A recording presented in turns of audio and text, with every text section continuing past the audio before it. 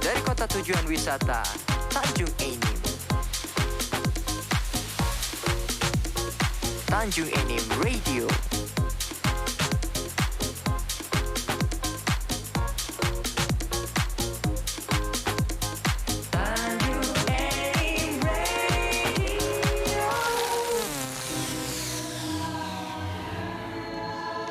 Para kancu Tanjung Enim Radio, kita lanjutkan kembali kebersamaan kita di acara ngobrol bareng seru-seru di edisi Selasa 30 Agustus 2022. Kebersamaan kita sampai dengan pukul 16 waktu Indonesia Barat. Dan kami masih membahas seputar kader jemari ya, yang kaitannya kali ini sepertinya dominan untuk penyakit DBD Bu Dokter ya. Nah, tadi dikatakan harus dimulai juga dari tingkat sekolah dasar. Idealnya kelas berapa sih Bu dimulai untuk sekolah dasar nih? Jadi untuk kader jemari ini memang kita mulai dari kelas 4 SD Pak. Jadi karena alasan kelas 4 SD kenapa? Karena gini, ada beberapa kegiatan yang harus mereka lakukan, mereka kerjakan. Sehingga kalau misalnya itu dikerjakan oleh anak kelas 1 itu rasanya mungkin masih sulit gitu ya. Nanti daring lagi dilakukan oleh mereka tapi sudah dibantu orang tua. Sementara kita menginginkan pemantauan jentik ini, kemudian pencatatan, pembersihan itu hanya bisa mungkin dikerjakan kalau misalnya dia sudah paham dan ngerti. Dan kayaknya anak kelas 4 SD itu saja sebetulnya sudah luar biasa Pak. Karena saya waktu itu masih khawatir jangan-jangan anak SD ini mungkin agak sulit gitu ya. Tetapi ternyata tidak. Jadi untuk pada proyek kader jemari ini, jemari itu singkatan dari kader jentik remaja mandiri, di mana anak sekolah yang dididik dan dilatih untuk sebagai kader jentik di sekolahnya. Untuk awal proyek ini saya ambil kebetulan di SD 16 Lawang Kidul, di mana saat itu kebetulan kita juga dapat artinya kerjasama yang baik dengan Ibu Liza ya. Jadi di situ kepala sekolahnya begitu antusias untuk kegiatan ini sehingga insya Allah sampai hari ini pun juga masih jalan kegiatan itu gitu Pak.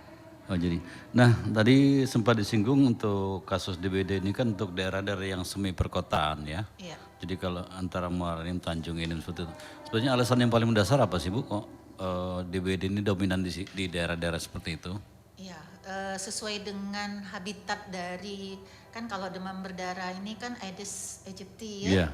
Nah dia memang senangnya di tempat air-air yang bersih gitu ya. Kemudian di daerah yang kira-kira padat penduduknya gitu ya. Nah daerah-daerah yang seperti ini memang menjadi habitat hidupnya, berkembangnya si demam berdarah ini. Ya, sementara itu mendukung betul untuk daerah kita ini dengan 70.000 penduduk gitu kan. Dengan luas yang mungkin kalau dibandingkan dengan Kabupaten Muara Enim hampir sama, tapi jumlah penduduknya sama gitu ya. Dengan daerah pertambangan, kemudian pendapat penduduk. Nah ini senang dia di daerah seperti itu. Tapi dia lebih dominan memang untuk yang di dalam rumah atau di luar rumah, tetapi dengan lingkungan air yang bersih. Beda dengan malaria. Oke. Jadi artinya emang daerah seperti itu yang sangat nyaman bagi jentik-jentik untuk hinggap ya. Iya, hidup. Nah kalau kategori SMP ini berarti kan sudah lebih meningkat lagi dari SD ya. Nah itu pemahamannya sudah lebih enak, lebih cepat lagi ya. Karena kan kalau anak SMP mungkin PHBS-nya sudah mungkin lebih mudah memahami ya. Kemudian dia juga kita sudah bisa kasih kewajiban untuk menjadi penyuluh juga gitu kan. Jadi dia punya kewajiban untuk melakukan sosialisasi kepada teman-temannya gitu ya. Nah, jadi kalau untuk anak SD misalnya kelas 1 2 itu agak sulit gitu ya. Jadi paling tetap dapat kena sosialisasi juga, tetapi dia tidak kita wajibkan untuk melakukan itu. Lebih ke arah pemahaman PHBS-nya saja dulu gitu ya. Tetapi untuk pemantauan di sekolah itu nanti di-tackle oleh kakak-kakak kelasnya yang lain. Jadi adik-adik kakak-kakak kelasnya yang lain itu melakukan pemantauan di seluruh kelas yang dijadwalkan oleh dari kepala sekolah melalui UKS-nya. Itu dilakukan 1 minggu 1 kali. Oke, para kancu, kita masih membahas tentang kader jemari. Nah, di kader jemari ini Bu, lebih dimenekankan ke sosialisasinya atau prakteknya langsung Bu untuk yang kasus DBD ini Bu? Dua-duanya, Pak. Dua-duanya? Dua-duanya. Jadi bukan hanya sosialisasi saja, jadi kita mewajibkan kalau siswa-siswa di sekolah itu melalui UKS-nya untuk kader jemaah di sekolah itu melakukan pemantauan di sekolah. Langsung pemantauan ya? jentik di sekolah. Itu 1 minggu sekali. Kenapa harus 1 minggu sekali? Itu sesuai dengan siklus hidup nyamuk itu sekitar 8 sampai 10 Iya, hari. 8 hari. Nah, jadi ketika sebelum itu sudah kita bersihkan, insya Allah wilayah lingkungan sekolahnya jadi tidak ada lagi jentik. Iya. Kemudian kita wajibkan juga siswa ini melakukan pemantauan jentik di rumah yang dilaporkan seminggu sekali juga ke gurunya melalui guru UKS. Oh jadi selain mereka di ada rumah, pekerjaan di sekolah, di rumah mereka pun ada juga ya? Ada PR. Cukup seminggu sekali saja sekali. melakukan pemantauan sekitar rumah, pembersihan lingkungan sekolah di rumahnya, dan itu dilaporkan dalam buku catatan yang sudah memang kita formatnya sudah kita kasihkan sekolah dan diperbanyak oleh sekolah. Iya. Bagaimana antusias anak-anak waktu itu Bu dikasih tugas-tugas seperti itu? Alhamdulillah mau ya. Senang mungkin mereka ya? karena mereka merasa mendapatkan pengetahuan juga. Iya. Tapi juga mungkin juga karena ini sifatnya kenapa salah satunya kita pilih sekolah adalah anak-anak itu patuh dan menurut sama guru, Pak. Iya. Coba kalau misalnya itu tuh Iya.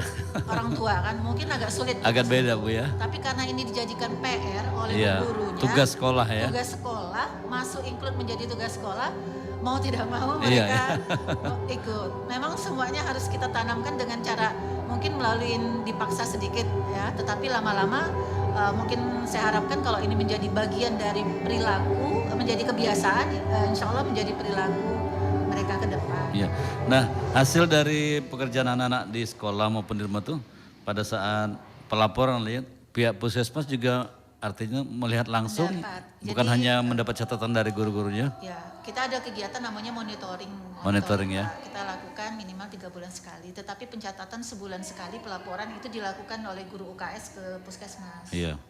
Oke, Jadi seperti itu ya. Iya, jadi kita bisa melihat kalau ada kasus misalnya jentik di rumah atau di sekolah, seperti kita tahu kita langsung tindakan memberian abate Iya. ke rumah atau sekolah. Nah, berapa lama dari awal observasi sampai dinyatakan, nah ini sepertinya sudah banyak perubahan nih setelah ada kader jemari sekolah-sekolah. Kelihatan dari misalnya pada waktu awal gitu ya banyak jentik, jadi mereka dibuat harus jujur gitu ya.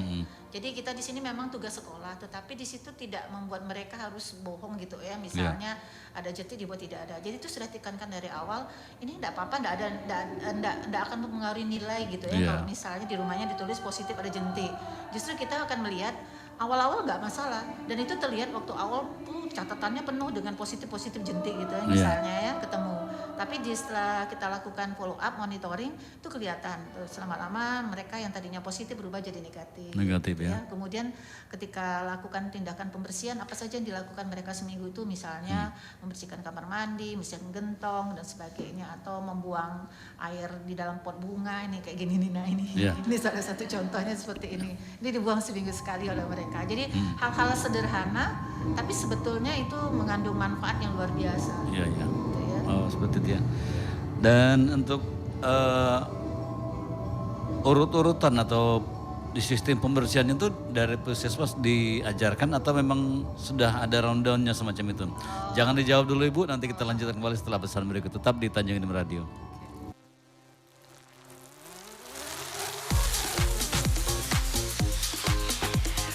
Tanjung Enim Radio. Dari kota tujuan wisata Tanjung Enim. Tanjung Enim Radio.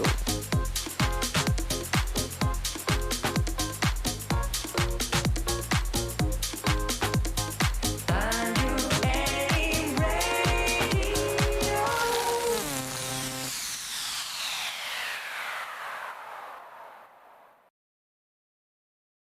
Pembentukan inovasi ini tahun 2019, 2020 itu sudah kelihatan ya yang penaikan HB atau kejadian anemia. Tahun 2021 itu tidak bisa kami laksanakan karena kita kemarin ada pandemi COVID ya, anak-anak semua daring ya, jadi tidak bisa diperiksa anemianya atau labornya. Jadi kami tapi tablet tambah darah ini terus Tetap diberikan diberikan lewat trias cup ini kami berikan ke sekolah, nanti trias cupenya membagikan ke teman-temannya di rumah. Ya. Jadi seperti itu ya. Iya, seperti itu yang melatar belakangi inovasi trias cup ini. Ya. Nah, apa sih yang dilakukan Puskesmas ketika memberikan pencerahan pada saat mereka itu enggan meminum mengkonsumsi vitaminnya tambah darah seperti yang diberikan ya. Karena awalnya kan ternyata ada yang tidak diminum dengan berbagai alasannya. Sebelum kami pelaksanaan inovasi trias cup ini, sebelum pembentukan itu kami mengadakan penyuluhan dulu. Penyuluhan. Diawali dari penyuluhan itu yang pertama seluruh remaja putri itu kami penyuluhan pentingnya FE ini, bahayanya kalau anak-anak remaja putri tidak minum FE karena kenapa tidak putra ya Pak? Mungkin Bapak tanya juga karena remaja putri tadi yang pertama itu calon ibu. Yang kedua karena kita tahu remaja putri ini setiap bulan dia mengalami menstruasi atau datang bulan Pak ya. Jadi banyak mengeluarkan sel darah ya.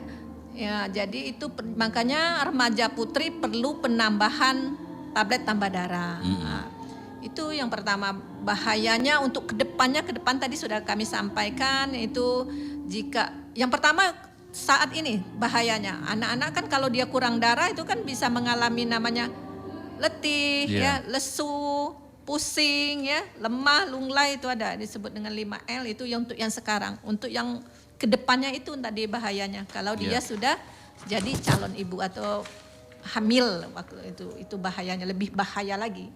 Kalau dia hamil dengan kurang darah itu bahayanya sangat risiko besar sekali. Risiko besar sekali yang ini bisa pendarahan bisa pendarahan, bisa lahirnya anaknya prematur ya, bisa juga kejadian kematian pada ibu maupun kematian pada bayi. Dan juga bisa melahirkan anak yang tidak normal atau tidak normal itu bisa juga stunting, bisa juga lahir rendah, tidak cukup berat badannya, gitu.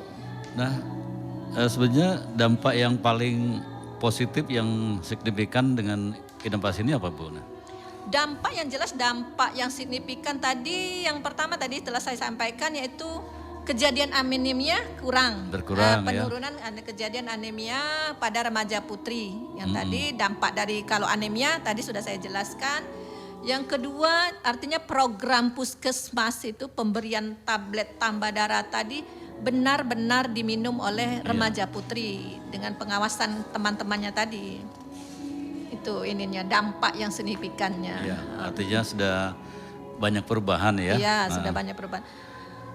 Alhamdulillah ya, ini nih trias cup ini pertama kali kami diinovasikan itu cuma 2 sekolah. Sekolah mana saja itu Bu? Bisa jelaskan? Itu kemarin SMP Muhammadiyah dan SMP Islam. Kenapa kami ambil di S2 SMP itu? Karena di sana kejadian anemia pada remaja putri paling banyak. Paling banyak di sana. Tahun 2021 itu sudah kami replikasi itu 3 sekolah.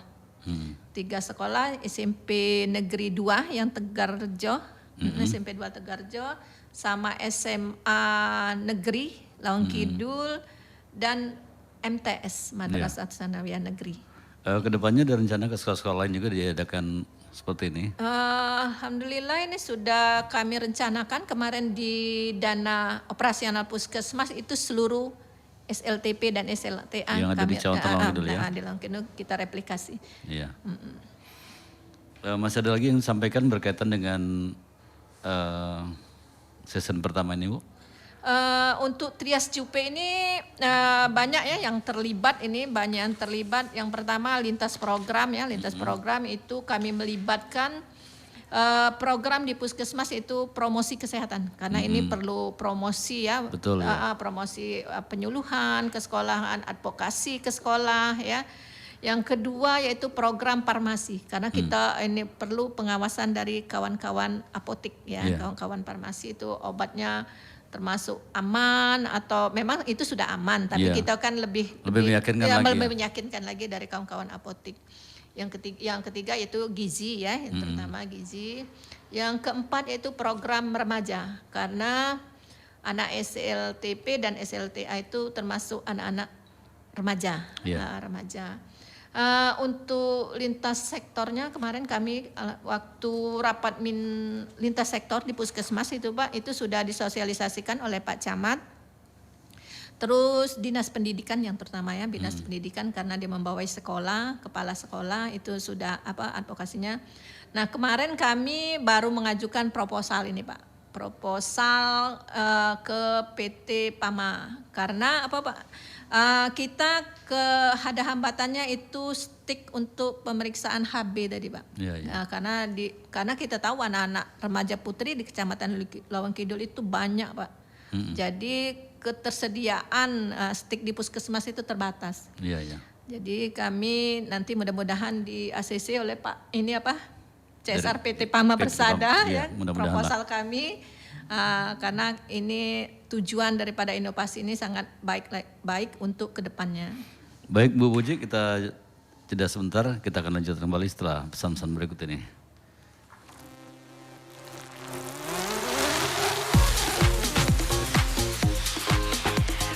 Tanjung Enim Radio. Dari kota tujuan wisata Tanjung Enim.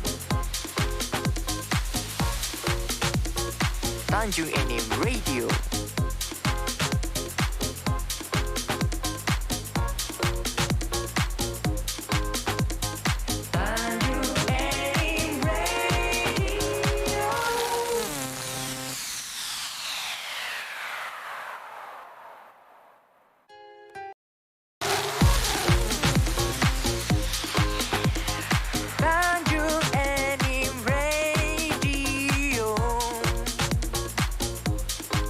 Tujuan wisata Tanjung Enim.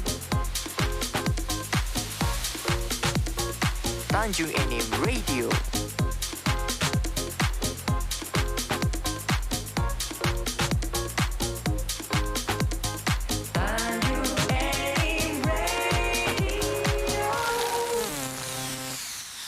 Para kanca Tanjung Radio, kita lanjutkan kembali bersama bintang-bintang tamu kita dari Puskesmas Tanjung Enim. Di season yang kedua ini kita masih bersama Ibu Pujiati AMG, Kepala Program Puskesmas Tanjung Enim yang tadi baru saja membahas tentang program Trias Jupe atau Putri Pengawas Jumat P. Dan untuk yang sesi kedua, ini kalau Anda mendengar namanya, saya sendiri agak bingung nih, tapi setelah membaca perkata dan arti dari kata-kata ini yaitu Mbak Pidi Duta COVID-19. Bayangan Anda mungkin nama perempuan yang mewakili duta ya COVID-19. Tapi ternyata singkatan dari Lomba Video Posyandu Balita dan Era Pandemi COVID-19. Nah Ibu Puji, yang melatar belakangi program ini apa sih sebenarnya? Baik ya. Nama inovasi kami ini yaitu Mbak Pidi Duta COVID-19. Ya, perlu kami sampaikan ini inovasi ini akan kami ikut sertakan dalam IGA ya Pak. Apa tuh IGA? Inovasi daerah ya Kabupaten Muara Enim itu akan mewakili itu Kabupaten Muara Enim itu ada beberapa inovasi itu nanti akan diikutkan lomba tapi tingkat kabupaten. Nah kabupaten itu ke nasional ya.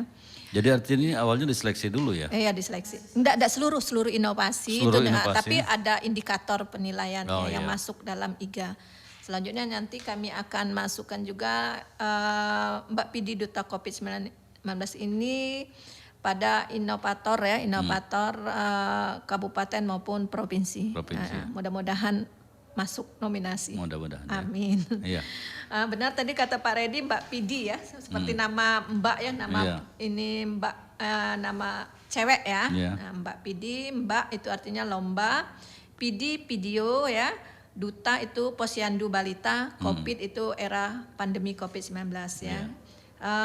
Yang melatar belakangi kami membuat inovasi ini yang pertama pada masa Covid itu, pada masa pandemi itu ya, pemantau Posyandu itu karena kita tahun 2020 itu lagi maraknya ya, Covid itu lagi tinggi-tingginya ya. Lagi tinggi-tingginya, jadi posyandu itu banyak yang ditutup atau tidak jalan. Yeah. Nah, ini yang dikhawatirkan itu kami, yaitu di posyandu itu, guna posyandu itu memantau pertumbuhan balita agar tidak terjadi status gizi kurang, kita bisa deteksi secara dini. Artinya kalau balita itu sudah menjurus, misalnya berat badannya kurang dari normal, itu kita edukasi, kita tanggulangi bagaimana supaya berat badan balita ini tidak kurang gizi, ya, dengan cara penyuluhan, dengan cara pemberian PMT, ya, pemberian makanan tambahan.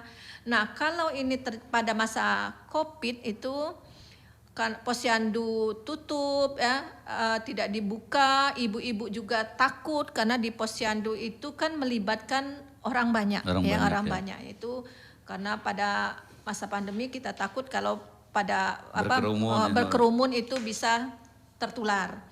Nah, pada waktu awal itu posyandu itu ditutup ya, ditutup, kemudian pada bulan Juli 2020 itu dibuka, tapi dengan protokol kesehatan. Posyandu itu harus pakai protokol kesehatan. Tapi walaupun posyandunya dibuka itu pada waktu itu ibu-ibu masih tidak mau datang ke posyandu. Jadi masih takut ya, masih takut ke posyandu karena tadi ya, karena ada kerumunan, karena ada takut tertular kepada ibu-ibu yang lain, sarana prasarana di posyandu takut tidak ada, sarana untuk cuci tangan ya, atau hand sanitizer-nya tidak ada. Nah, kami melihat dari sini ya, dari ketakutan ibu-ibu, dan jadi juga karena ibu-ibunya tidak datang, kadernya juga, kader posyandu yang penggerak posyandu itu jadi juga tidak semangat, kinerjanya juga berkurang. Jadi kami membuat suatu inovasi itu gimana kalau caranya menarik supaya ibu-ibu ini mau datang ke posyandu ya, pada masa pandemi. Berdinding rame-rame. Jadi kami punya ide, yaitu gimana caranya ibu-ibu kader ini mensosialisasikan kegiatan posyandu dengan protokol kesehatan pada masa pandemi itu lewat video. Nah, lewat video. Untuk lebih semangatnya kader-kader membuat video ini kami lombakan. Nah, jadi ibu-ibu kader ini lebih bersemangat lagi. Ya. Jadi ibu-ibu kader ini melengkapi sarana dan prasarana dan aturan yang memenuhi protokol kesehatan. Protokol kesehatan dengan pengadaan sarana tempat cuci tangan, hand sanitizer, terus tempat duduknya yang diatur supaya ada jarak, jaga jarak anak-anaknya. Juga kain sarungnya ada, ibu-ibu tuh boleh bawa sendiri supaya tidak berganti dengan ibu balita yang lain. Terus yang sudah nimbang itu diatur dijadwal maksudnya. Mungkin 10 ibu ini kan dia ibu-ibu kader itu ada WA group untuk peserta ibu balita. Jadi diatur per jam. Nah, jadi dari hasil otomatis karena ibu-ibu kader tadi semangat karena membuat video karena akan kita lombakan, jadi dia otomatis kegiatan posyandu itu berjalan seperti di video. Nah, dari sana kami puskesmas kemarin beneran diketuain oleh Bu Haja Siti Maisaro juga ya, waktu kami ini panitia penilaian daripada ini posyandu ini kami lomba posyandu, lomba video ini di puskesmas ini ada waktu tahun 2020 itu ada 60 posyandu, sekarang kan 62. Nah, sudah nambah posyandu balitanya. Itu kalau tidak salah yang ikut itu 35 apa berapa yang ikut lomba. Ini kami kerjasama dengan PT Pama Persada, CSR PT Pama Persada. Itu PT Pama Persada itu begitu kami mengajukan proposal itu sangat semangat dia mengapresiasi itu kami diberinya kalau tidak salah trofi ya untuk pemenang lomba posyandu yang dapat jadi pemenang yang ini pembuatan video ini. Kemudian dia mengadakan konsumsi itu dari dana Pama Persada. Yeah. Kemudian kemarin kami kerjasama juga dengan PT Milnah Bu ya. PT Milnah dia produk bubur bayi produk Milnah itu dia memberikan semua sertifikat kepada pemenang dan semua posyandu. Yang aktif, yang ikut berpartisipasi dalam kegiatan Mbak Pidi ini. Juga dia memberikan bingkisan kepada pemenang. Itu dari bantuan dari pihak ketiga. Kemarin kami waktu acara puncak itu di Puskesmas Tanjung ini, alhamdulillah kemarin dihadiri oleh Pak Camat, dihadirin oleh Ibu Camat, Ketua PKK Kecamatan Lawang Kidul kemarin ya. Beliau sangat antusias, sangat senang lah sekali ya, karena dengan lomba video ini terjadi peningkatan kunjungan posyandu. Kalau tidak salah kemarin kalau tahun 2020 itu kunjungan posyandu itu 36,8%. Ya. Dari tahun 2021 itu meningkat 86,7%. Ya. Peningkatan kunjungan. Saya potong dikit. Ya. Selain syarat protokol kesehatan dalam pembuatan video itu, ada syarat khusus nggak dalam pembuatan video tersebut? Yang penilaian, kategori penilaiannya? Yang jelas ya kami ada beberapa indikator ya. Indikator penilaian itu yang pertama memang harus ada protokol kesehatan. Yang kedua yaitu alur posyandu sesuai dengan alur posyandu. Misalnya alurnya begitu datang, daftar, nimbang, dicatat ya, dikasih penyuluhan, diimunisasi, itu alur. Jadi aluran itu SOP-nya lah ya. Ya, SOP-nya itu. Yang kedua materi harus materinya pada masa itu yaitu COVID. Jadi sesuai dengan protokol kesehatan, ibu-ibunya tidak ada, pengunjung tidak ada yang tidak pakai masker. Yang selanjutnya ya benar APD baik ibu kadernya. Jadi kalau kriteria ada misalnya ada satu di video itu tidak ada pakai masker, mengurangi penilaian. Sarana cuci tangan, tempat pengunjung ibu balitanya berjaga jarak tidak ya. Terus semangat kader dan pesertanya itu yang pertama yang ini. Yang nilai tertingginya. Jadi ternyata respon dari para kader sangat positif sekali sangat positif sekali. Dan berdampak pada para pengunjung-pengunjung yang berikutnya ya. Jadi ibu-ibu balita itu tidak takut datang ke posyandu pada masa pandemi ya. Jadi signifikan sekali ya hasilnya. Nah dari kegiatan ini sebenarnya dari tim Puskesmas, dari Bu Pujiati sendiri itu apa sih yang diharapkan dengan inovasi pembuatan video ini ya? Diharapkan ya dengan inovasi Mbak Pidi ini diharapkan ibu-ibu yang pertama yaitu rajinlah datang ke posyandu, rajin datang ke posyandu. Guna posyandu itu bukan hanya nimbang ya. Kita yang pertama itu memantau berat badan anak, berat badan balita. Karena kita tahu pertumbuhan dan perkembangan terutama otak dan perkembangan kecerdasan anak itu dapat dilihat pada pertumbuhan berat badan anak. Makin berat grafik kunjungan grafik kunjungan KMS ya, grafik KMS. Makin bertambah umur, bertambah berat. Jadi kuncinya itu rajinlah datang ke posyandu. Di sana pelayanan kesehatan bisa didapat untuk menjaga kesehatan anak. Baik imunisasi maupun gizinya maupun sekarang lagi musim diare, di sana di posyandu juga ada pengobatan diare ya.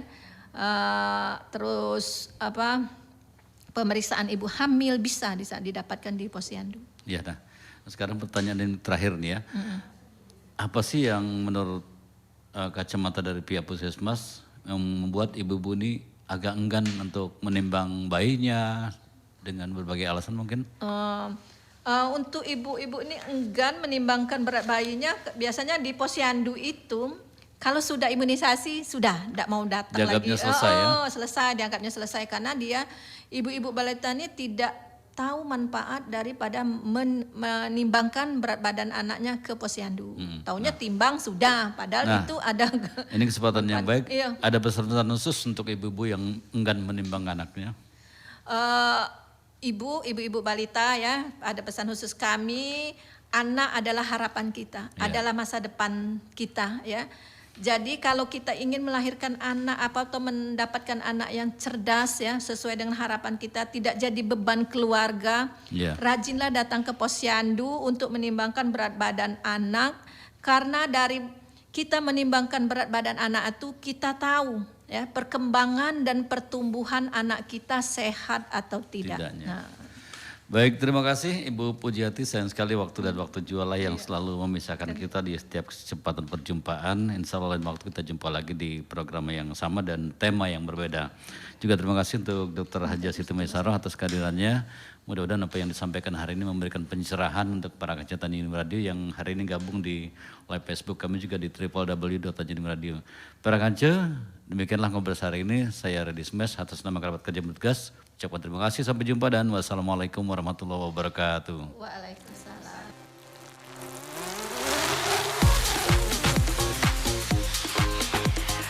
Tanjung Enim Radio, dari kota tujuan wisata Tanjung Enim. Tanjung Enim Radio.